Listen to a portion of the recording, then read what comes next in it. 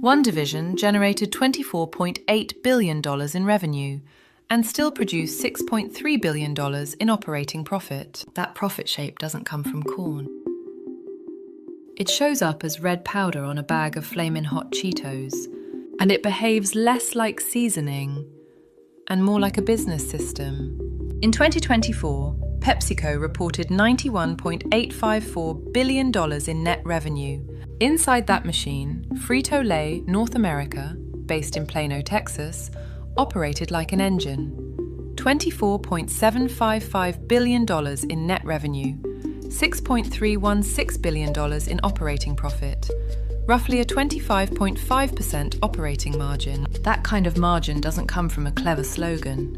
It comes from repeatable leverage. And the highest leverage input in that leverage stack isn't a new factory, it's the dust. Most people think Flamin' Hot is about heat, but heat is only the trigger. The mechanism is what the trigger allows the company to control. How fast the experience hits, how long it lingers, and how reliably it pulls your hand back into the bag. That's why spicy scales so well in snacks. It compresses impact into almost no material. A corn puff is a cheap carrier. Corn, oil, heat, time. The value is created when a thin coating turns plain into urgent. Because you're not paying for more food. You're paying for more sensation. Inside a factory, the dust is something else. The drama isn't extrusion, it's consistency. A rotating seasoning drum is a control room disguised as a tumbler. Oil is the adhesive, powder is the payload, time is the dial. Too much oil and the texture goes greasy. Too little and the coating falls off in the bag. Clumps create dead zones. Blend drift changes the burn, the tang, the identity. And that identity is not a vibe. It is tolerances, because the moment the experience shifts, the business pays for it. Complaints, returns, retailers asking questions, social chatter that turns a favourite into, they changed it. So the crave loop isn't mystical, it's operational discipline. Cheetos first launched a Flamin' Hot variety in 1992. That date matters because the platform was built before viral became an operating model. It was built on repeat purchase. Once a company locks a working intensity signature, once the sensation is recognizable and reliable, it becomes portable. Same hit, different formats. Same identity, new carriers. From puffs to chips, from one texture to another. From a line extension to a shelf anchor. That portability is portfolio math. The expensive thing is consumer permission. The cheap thing is the substrate.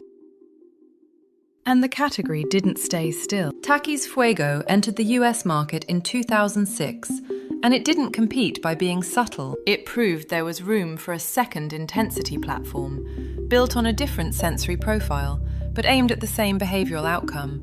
A snack that feels like a challenge and a badge. That's the signal. Intensity isn't a flavour trend. It's a platform war. And once a platform war starts, the winners aren't defined by who can copy the taste. They're defined by who can control the loop at scale. Because a competitor can match heat. A competitor can match crunch. A competitor can approximate the colour. What's harder to replicate is the full stack. Manufacturing consistency, distribution leverage, and proof, SKU by SKU, that the product earns repeat without constant discounting. But the constraint is tightening. The same design that makes intensity powerful also tightens the rules around it, because intensity rides on sodium as a carrier and amplifier. In October 2021, the FDA issued voluntary Phase 1 sodium reduction targets. On August 15, 2024, the FDA issued draft Phase 2 targets, designed, if broadly met across foods, to pull average sodium intake toward roughly 2,750 milligrams per day. The recommended limit for people 14 and older is 2,300 milligrams a day. The average intake has been around 3,400. Those numbers are not nutrition trivia. They are a direction of travel. And if your signature depends on salt, policy becomes a margin variable. That's why Flamin' Hot becomes strategically useful. Because salt is not the only way to make something feel big. Heat can keep an experience loud, while other levers get dialed back. Acid can sharpen perception. Texture can keep attention. In other words, intensity is not just demand creation, it's reformulation insurance. Not because reformulation is painless, because intensity gives you alternate knobs to turn without collapsing the experience. That's a hidden advantage in a decade where same product increasingly means same promise under new constraints. And timing matters, because demand is not guaranteed. Even for dominant snack portfolios, there are periods where consumers trade down, shift pack sizes, or slow impulse buys. In 2024, PepsiCo reported a volume decline in Frito-Lay North America. Not collapse, a signal. When volume softens, platforms that can refresh demand without rebuilding the system become more valuable, not less. Because you don't need to reinvent the factory, you need to reignite the loop. And a seasoning platform is one of the fastest ways to do that. And the reversal is brutal. The cheapest component in the bag can be the most valuable strategic asset in the business, because it isn't seasoning, it's behavior technology. A shopper doesn't calculate capsaicin. They register the first 5 seconds. Then they test whether the feeling returns on the next bite.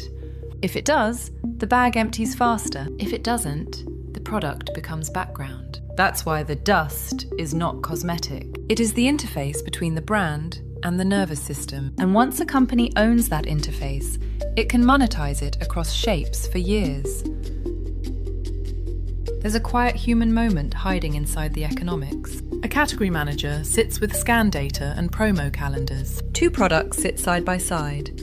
One is cheaper per ounce, but the intensity platform moves faster, holds velocity with fewer promos, and pulls repeat at a higher rate. That's not just consumer taste, that's shelf allocation logic. Because a planogram is a form of capital allocation. Every facing is a bet on turnover.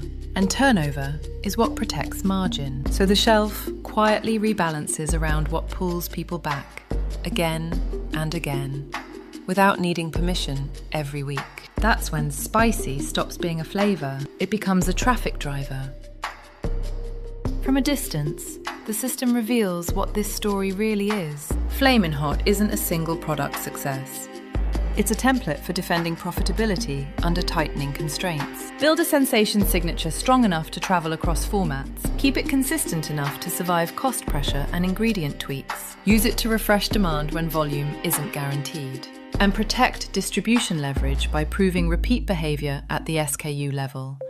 That is how a snack division can generate $6.3 billion in operating profit on $24.8 billion in revenue inside a $91.9 billion corporation. Not because corn is valuable, because a controllable loop is.